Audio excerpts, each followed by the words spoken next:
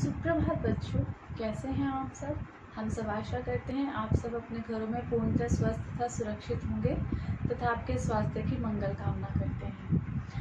स्वागत है आपका आज की कक्षा में। मैं आपकी हिंदी अध्यापिका हेमलता बत्रा हूँ। तो बच्चों, अपने पाठ को प्रारंभ करने से पहले आज का हमारा मंत्र है देवी मंत्र। आज हम देवी मंत्र का उच्चारण करेंगे और सभी छात्र उसे कंठस्थ करने का अभ्यास भी करेंगे। चलिए मेरे साथ देवी मंत्र का उच्चारण। हाथ जोड़िए, आंखें बंद। या देवी सर्वभूतेषु विद्यारूपेण संस्कृता नमस्तस्यै नमस्तस्यै नमस्तस्यै नमो नमः। सभी बच्चे इस मंत्र को कंठस्थ करने का भी अभ्यास करेंगे। और जैसा कि मैं हर वीडियो में आपको बताती हूँ कि मंत्र हमारे जीवन में सकारात्मक ऊर्जा का प्रवाह करते हैं, तो हमें इनका उच्चारण अवश्य करना चाहिए। सभी बच्चे अपनी पाठ्य पुस्तक अपने पास रखेंगे, जैसा कि मैं हमेशा आपको निर्देश देती हूँ। साथ में कोई भी पेन या पेंसिल अपने पास रखेंगे आप, जिससे कि आपको अगर कुछ रेखांकित करने के लिए बताया जाए तो वो आप कर सकें। और साथ साथ जो भी आपको निर्देश दिए जाएंगे उनका पालन करेंगे। जो जो आपको अंडरलाइन करने के लिए, रेखांकित करने के लिए बोला जाएगा, जिन शब्दों को, जिन वाक्यांशों को, वो आप करेंगे, ताकि जब आप पाठ की पुनरावृत्ति करें तो आपको किसी प्रकार की समस्या का सामना ना करना पड़े। तो चलिए बच्चों, अपने पाठ पर आते हैं। हमारा पाठ है उपसर्ग, जिसके बारे में हम थोड़ी सी पुनरावृत्ति कर लेते हैं पहले। जैसा कि मैंने आपको बताया था, उपसर्ग का अर्थ, उपसर्ग का अर्थ होता है, जैसे हमने अंग्रेजी शब्द प्रीफिक्स से जाना था, उपसर्ग का अर्थ होता है प्रीफिक्स, यानी कि प्री मीन्स पहले और फिक्स मीन्स लगना, पहले लगना। और किसके पहले लगना? मूल शब्द के पहले लगना और उसके अर्थ में परिवर्तन ला देना प्रीफिक्स कहलाता है, यानी कि उसे हम उपसर्ग कहते हैं। अपनी पाठ्य पुस्तक साथ रखिए। हम परिभाषा के रूप में ये कह सकते हैं कि जो, जैसा कि मैंने आपको बताया था कि उपसर्ग जो है वो शब्दांश होते हैं, वो उनको हम प्रॉपर शब्द नहीं कहते, वो शब्दांश कहलाते हैं, यानी कि शब्दों के अंश कहलाते हैं। और ये मूल शब्द के पहले आकर उसके अर्थ में परिवर्तन ला देते हैं। तो उपसर्ग वे शब्दांश होते हैं जो सार्थक शब्दों से पहले लगकर या मूल शब्द से पहले लगकर उनके अर्थ में परिवर्तन ला देते हैं। ये परिवर्तन सकारात्मक नकारात्मक दोनों होते हैं। जैसे कि मैंने आपको कल हार का उदाहरण दिया था। हार, अगर इसके आगे आ उपसर्ग लग जाता है तो ये बन जाता है आहार, जबकि हार का अर्थ देखा जाए तो हार का अर्थ है पराजय। और अगर आ उपसर्ग लगाकर आहार बन गया तो आहार का अर्थ हो जाता है भोजन। इसी प्रकार हमने एक और उदाहरण देखा था, पुत्र। पुत्र का अर्थ होता है बेटा, सभी जानते हैं। अगर उसके आगे कु उपसर्ग लग जाता है तो बन जाता है कुपुत्र, यानी कि बुरा बेटा। अगर उसके आगे सु उपसर्ग लग जाता है तो बन जाता है सुपुत्र, यानी अच्छा बेटा। तो यह परिवर्तन नकारात्मक और सकारात्मक दोनों रूपों में हो सकते हैं। फिर हमने बात की हिंदी में प्रयुक्त होने वाले उपसर्ग। हिंदी में प्रयुक्त होने वाले 5 प्रकार के उपसर्ग हैं। संस्कृत के उपसर्ग, संस्कृत के अवयव जो उपसर्गों की तरह प्रयोग होते हैं, हिंदी के उपसर्ग, उर्दू फारसी के उपसर्ग और अंग्रेजी के उपसर्ग। हमने संस्कृत के उपसर्गों के बारे में चर्चा की थी और उन्हें समझा था। आज हम संस्कृत के अवयव के बारे में बात करेंगे, संस्कृत के अवयव को समझेंगे और हिंदी के उपसर्गों पर के विषय में विस्तार पूर्वक अध्ययन करेंगे। आप देखेंगे संस्कृत के अवयव क्या होते हैं, किस प्रकार उनका प्रयोग होता है, हिंदी के उपसर्ग क्या होते हैं। उसके बाद हम उर्दू फारसी के उपसर्ग तथा अंग्रेजी के उपसर्गों के विषय में विस्तार पूर्वक जानकारी प्राप्त करेंगे। इसलिए अपनी पाठ्य पुस्तक अपने पास रखिए, ताकि आपको जो भी बताया जाए आप अपनी पाठ्य पुस्तक में से देखकर हमारे साथ उसका अध्ययन करें, ताकि आप बाद में उसकी आराम से ध्यान से पुनरावृत्ति कर सकें। और जो भी पाठ आपको पढ़ाया जाता है अपनी कक्षा के बाद, जैसे अगर आप वीडियो भी देख रहे हैं या लाइव क्लास भी है, उसके बाद उस पाठ की पुनरावृत्ति अवश्य करें, ताकि अगर उसमें से कुछ ऐसा है जो आप समझ नहीं पाए हैं या कोई चीज ऐसी है जो आप दोबारा समझना चाहते हैं, तो जैसा कि आपके विद्यालय में पुनरावृत्ति क्लासेस की या जो आपकी डाउट क्लासेस की आपके लिए व्यवस्था की गई है ताकि आप उसमें हमसे अपने डाउट्स क्लियर कर सके, हमसे पूछ सके और अपने संशयों का निवारण कर सके। तो अगर आप पढ़ेंगे नहीं और अपना ध्यानपूर्वक अध्ययन नहीं करेंगे तो आपको संशय नहीं होंगे। अगर आप ध्यान से पढ़ेंगे तो कुछ ना कुछ संशय अवश्य आएंगे होंगे आपके मन मस्तिष्क में, जो आप हमसे पूछकर उनका निवारण कर अपने पाठ को सरलता पूर्वक याद कर सकते हैं और समझ सकते हैं। स्टार्ट। तो आप देखिए, जैसा कि उपसर्ग, आपने इसके नाम से इसके अर्थ को जान लिया, उपसर्ग की परिभाषा को आपने जान लिया। उपसर्ग वे शब्दांश होते हैं जो सार्थक शब्दों से या मूल शब्दों से पहले आकर उनके अर्थ में परिवर्तन ला देते हैं। अब है हिंदी में प्रयुक्त होने वाले उपसर्ग। जैसा कि मैंने आपको बताया था 5 प्रकार के उपसर्ग हैं जो हिंदी व्याकरण में प्रयुक्त होते हैं। पहला है संस्कृत के उपसर्ग, जिसके बारे में हमने पढ़ा, तथा संस्कृत के अवयव जो उपसर्गों की तरह प्रयुक्त होते हैं। अब हम पढ़ेंगे हिंदी के उपसर्ग, जो हिंदी भाषा के उपसर्ग हैं जो प्रयुक्त होते हैं उपसर्गों के रूप में, उर्दू फारसी के उपसर्ग और तथा अंग्रेजी के उपसर्ग। अब देखिए, प्रत्येक विषय पर हम विस्तार पूर्वक जानकारी प्राप्त करेंगे। पहला की जैसा आप पढ़ चुके हैं संस्कृत के उपसर्ग, उदाहरण देख लीजिए। जैसा कि पहला है सत, सत पुरुष, सत्कर्म। सत का अर्थ क्या होता है? अच्छा। और शब्द क्या हम बनाए हमने? सत्पुरुष, सत्कर्म। दूसरा है दुस, दुस का अर्थ होता है कठिन या फिर बुरा। दुस्साहस, दुष्कर, दुष्चरित्र। अब आते हैं हम संस्कृत के अवयव पे। ये संस्कृत के अवयव जो हैं, ये कुछ ऐसे अवयव है जो उपसर्ग की तरह ही प्रयोग किए जाते हैं। जैसे पहला है अव। अव का अर्थ अगर हम देखें तो होता है बुरा या हीन। तो अव उपसर्ग लगाकर जो शब्द हमने बनाए वो थे अवगुण, अवशेष, अवनति। दूसरा उदाहरण देखिए, दूसरा उदाहरण है चिर। चिर का अर्थ होता है पुराना, पुराना। चिरकाल, चिरायु, चिरंतन। अब हम आते हैं हिंदी के उपसर्ग पे। अपनी पाठ्य पुस्तक में से हम इन्हें पूरा जितने उदाहरण दिए गए हैं उनके साथ इसकी पुनरावृत्ति करेंगे। अभी आपको उदाहरण के रूप में आप इसे समझ लीजिए। ऐसा ही एक फ्लो चार्ट आप अपनी उत्तर पुस्तिका में भी बनाएंगे ताकि आपको पुनरावृत्ति करने में सरलता हो। हिंदी के उपसर्ग। हिंदी मूलतः संस्कृत के तत्सम उपसर्गों से ही विकसित हुए हैं। हिंदी जो उपसर्ग हैं वो संस्कृत भाषा के तत्सम उपसर्गों से ही विकसित हुए हैं, क्योंकि हिंदी भाषा जो है संस्कृत भाषा से उत्पन्न हुई है, उसी के आधार पर ये बात कही गई है। इनको तद्भव उपसर्ग भी कहते हैं। तद्भव उपसर्ग तद्भव, देशज तथा आगत शब्दों के साथ प्रयुक्त होते हैं। आप सभी बच्चे तत्सम तद्भव शब्दों के बारे में अच्छी तरह से जानते हैं। देशज और आगत स्वरों के बारे में आप पहले पढ़ चुके हैं। तो इसीलिए मैं आपको बताती हूँ, जब हम पाठ को पढ़ाते हैं आपको प्रत्येक शब्द के अर्थ के साथ आपको पाठ पढ़ाया जाता है, क्योंकि आगे का पाठ उस पाठ से संबंध रखता है। अगर आप इनके शब्दों के अर्थ समझेंगे तभी आप आगे पाठ से उसको कनेक्ट कर पाएंगे, उससे संबंधित करके पढ़ पाएंगे। इसमें देखिए पहला उदाहरण है निर। निर का अर्थ होता है रहित या फिर नहीं। जैसे निर उपसर्ग से हमने शब्द बनाया निर्जन, निर्दोष, निर्मल, निर्वाह। दूसरा उदाहरण है वी। वी उपसर्ग। वी का अर्थ होता है विशिष्ट या फिर भिन्न। वियोग, विनाश, विवाद। अगला उदाहरण है सम। सम का शाब्दिक अर्थ है अच्छा, सम्मान, सम्मेलन, संयोग या फिर और भी उदाहरण आप इससे संबंधित बना सकते हैं। अब हम आते हैं उर्दू फारसी के उपसर्गों पे। उर्दू फारसी के उपसर्ग वह उपसर्ग है जो उर्दू फारसी की भाषा से ही हिंदी भाषा में आए हैं और प्रयुक्त होते हैं। जैसे अल।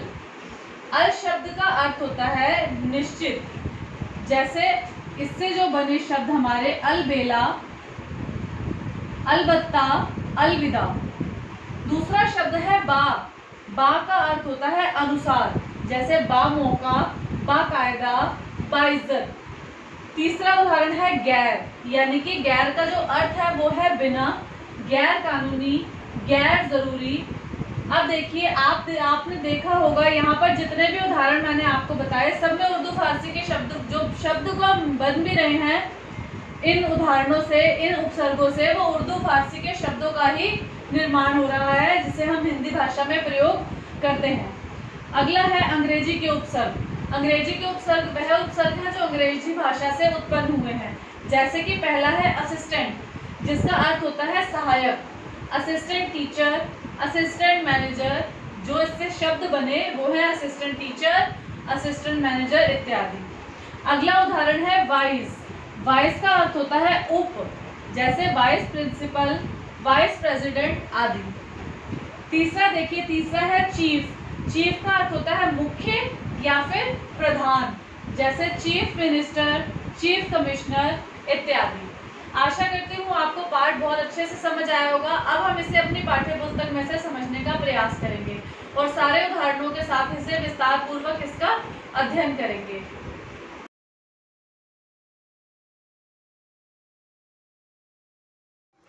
तो देखिए बच्चों, संस्कृत के अवयव, संस्कृत के कुछ अवयव उपसर्ग की तरह प्रयोग किए जाते हैं। जैसे अ मतलब व्यंजन से पूर्व, व्यंजन से पूर्व लगता है, इसका अर्थ होता है निषेध। जैसे अज्ञान, अभाव, अचेत। अन स्वरों से पूर्व, यह व्यंजन से पूर्व लगता है अ, और अन लगता है स्वरों से पूर्व, जैसे निषेध, इसका भी अर्थ है निषेध। जैसे अनागत, अनर्थ, अनादि। फिर है अव यानी बुरा, हीन, अवगुण, अवशेष, अवनति, अवसान। इसी प्रकार आगे हमारे पास और भी संस्कृत के अवयव हैं, जैसे कु यानी बुरा, कुकर्म, कुविचार, कुपात्र, कुपुत्र आदि। नी यानी रहित, निषेध, निवारण। स यानी अच्छा, सहित, सजल, सहर्ष, सन्मार्ग। सह यानी कि साथ में, जैसे सहयोग, सहपाठी, सहोदर। अधः यानी नीचे, अधः पतन, अधोमुखी, अधोगति। चिर पुराना, चिरकाल, चिरायु, चिरंतन। बहि बाहर, बहिर्मुखी, बहिष्कार, बहिगमन। पुरा पुराना या पहला, पुरातन, पुरातत्व, पुराधीन। इसी प्रकार इन शब्दों को बच्चे अपने आप से पढ़ेंगे, और अगर आपको इन्हें समझने में या किसी भी प्रकार की कोई शंका होती है तो आप हमसे क्लासेस में पूछ सकते हैं या अपने कमेंट्स के माध्यम से पूछ सकते हैं। फिर हम आते हैं हिंदी के उपसर्ग में। हिंदी उपसर्ग मूलतः संस्कृत के तत्सम उपसर्गों से ही विकसित हुए हैं। इनको तद्भव उपसर्ग भी कहा जाता है। तत्सम तद्भव शब्द सभी बच्चे जानते हैं, कर चुके हैं पहले। तद्भव उपसर्ग तद्भव देशी, देशज तथा आगत शब्दों के साथ प्रयुक्त होते हैं। आप सभी जानते हैं देशज शब्द कौन से होते हैं और आगत शब्द कौन से होते हैं, उनके साथ यह प्रयुक्त होते हैं। अब उपसर्ग देखिए, यहाँ हमारे सारे उपसर्ग दिए हैं और यहाँ उनके अर्थ लिखे हैं और यहाँ उनके उदाहरण लिखे हैं। कुछ एक हम साथ में करते हैं, बाकी का बच्चे स्वयं करेंगे, स्वयं से पढ़ेंगे, और फिर अगर उनको पढ़ने के बाद आपको कोई डाउट आता है या किसी प्रकार की समस्या आती है, जो कुछ ऐसे शब्द हैं जो आपको समझ नहीं आते, तो वो आप वो हमसे पूछ सकते हैं, हम वो आपको समझाएंगे। जैसे देखिए, पहला है अ का अर्थ होता है अभाव, निषेध। जैसे अजर, अछूत, अकाल, अचेत, अथाह। आ तक यानी समेत, आहार, आक्रमण, आजीवन, आरक्षण। फिर देखिए है अव यानी बुरा, हीन या उप। इसका अर्थ इन तीनों अर्थों में से किसी भी एक अर्थ से लिया जा सकता है। जैसे अवसर, अवकाश, अवगुण, अवतार आदि। अगला देखिए अनु। अनु का पीछे, समान या बाद में। जैसे अनुभव, अनुरोध, अनुशासन, अनुवाद। फिर है उन यानी कि एक कम, 29, 49, 59, सभी क्या है, एक कम। जैसे 49, 50, 59, 60। तो अब देखिए उपसर्ग में यहाँ पे भी हमें सारे उपसर्ग दिए गए हैं, फिर उनके अर्थ दिए गए हैं, फिर उनके उदाहरण दिए गए हैं। उपसर्ग देख लीजिए, उप यानी निकट यानी छोटा या सादृश्य। जैसे उपवन, उपकार, उपदेश, उपग्रह। फिर है दुस यानी कठिन, बुरा, दुस्साहस, दुष्कर, दुस्साध्य। फिर है वी यानी विशिष्ट, भिन्न। उदाहरण देखिए, वियोग, विनाश, विवाद, विरोध। फिर है सु, जैसे कु और सु का उदाहरण मैंने आपको पहले ही देकर बताया था, यानी अच्छा, जैसे सुगंध, सुडोल, सुफल या सुपुत्र। अब आते हैं हम उर्दू फारसी के उपसर्ग। उर्दू फारसी के उपसर्ग कौन से हैं, आपको ये पढ़ते ही समझ में आ जाएगा। उपसर्ग यहाँ दिए गए हैं, उदाहरण ये हैं, अर्थ ये हैं और उदाहरण ये हैं। जैसे अल यानी निश्चित, अलबेला, अलबत्ता, अलमस्त, अलविदा सारे उर्दू के शब्द हैं। खुश यानी अच्छा, खुशबू, खुश दिल, खुश नसीब, खुश मिजाज। बे यानी रहित, बेईमान, बेचैन, बेजान, बेचारा, बेअक्ल, बेरहम। फिर है ला यानी बिना, ला इलाज, लापता, लापरवाह, लाचार। दर, इसका अर्थ है में, यानी दरकिनार, दरख्वास्त, दरगाह। हर यानी प्रत्येक, हर दिल, हर दम, हर दिन। तो आप देख रहे हैं इन सभी शब्द, ये सभी शब्द जो हैं हमारे उर्दू फारसी के, इन सभी उपसर्गों से, उर्दू फारसी के उपसर्गों से हमारे उर्दू फारसी के ही शब्द जो हैं वो बनते हैं। उन्हीं का उदाहरण आपके समक्ष प्रस्तुत किया गया है। अब है अंग्रेजी के उपसर्ग। अंग्रेजी के उपसर्ग देखिए, जो अंग्रेजी से, अंग्रेजी भाषा से हमारे पास आए हैं। यहाँ है उपसर्ग जैसे असिस्टेंट, अर्थ है सहायक, उदाहरण असिस्टेंट टीचर, असिस्टेंट मैनेजर। अब देखिए दूसरा है चीफ, यानी चीफ का अर्थ होता है मुख्य या प्रधान, जैसे चीफ मिनिस्टर, चीफ कमिश्नर इत्यादि। फिर है जनरल, यानी प्रधान। अब देखिए दोनों के अर्थ में भिन्नता है, लेकिन उपसर्ग अलग हैं और शब्दों का जो निर्माण होगा वो भिन्न होगा, जैसे जनरल सेक्रेटरी, जनरल मैनेजर इत्यादि। डिप्टी यानी उप, सहायक, डिप्टी कमिश्नर, डिप्टी डायरेक्टर इत्यादि। अगला है वाइस यानी उप, वाइस प्रिंसिपल, वाइस प्रेसिडेंट। सब यानी नीचे, अधीन, सब इंस्पेक्टर, सब कमेटी इत्यादि।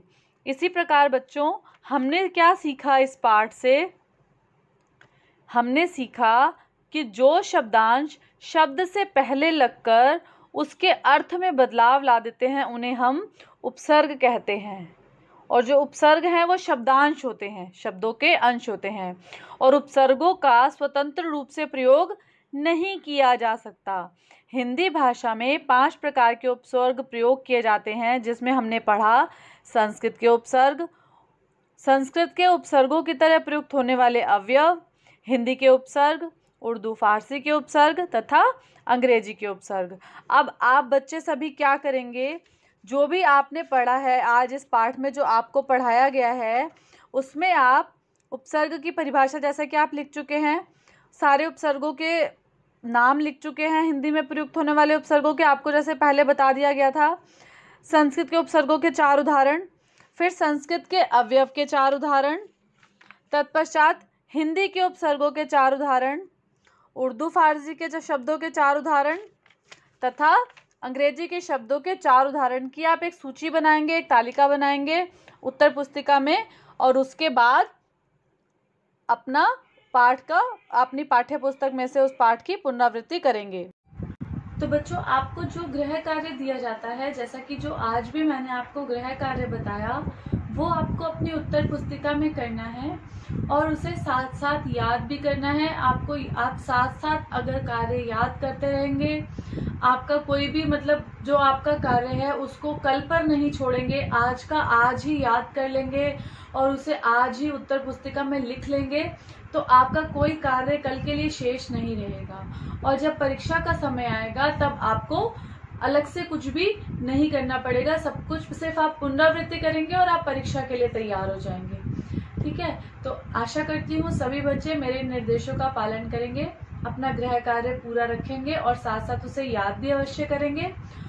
और बच्चों आपको अपना गृह कार्य अब स्कूल के ऐप पे अपलोड नहीं करना है, आपको निर्देश दे दिए जाएंगे, आपको मैसेजेस मिल जाएंगे कि आपको अपनी उत्तर पुस्तिका को विद्यालय तक कैसे पहुंचाना है और कब पहुंचाना है और कैसे क्या करना है आपको, वो सारे निर्देश आपको मिल जाएंगे। और हम वो आपको जब वो चेक कर लेंगे आप तक कैसे पहुंचाएंगे वो सब आपको बता दिया जाएगा। लेकिन अभी आपको सिर्फ इतना करना है कि अपना गृह कार्य जो है वो पूर्ण रखना है। तो बच्चों, मिलेंगे अब अगली क्लास में, अपनी अगली कक्षा में या अगले वीडियो में। आज के लिए इतना ही। धन्यवाद। स्वस्थ रहें, सुरक्षित रहें, ध्यान और योग करते रहें।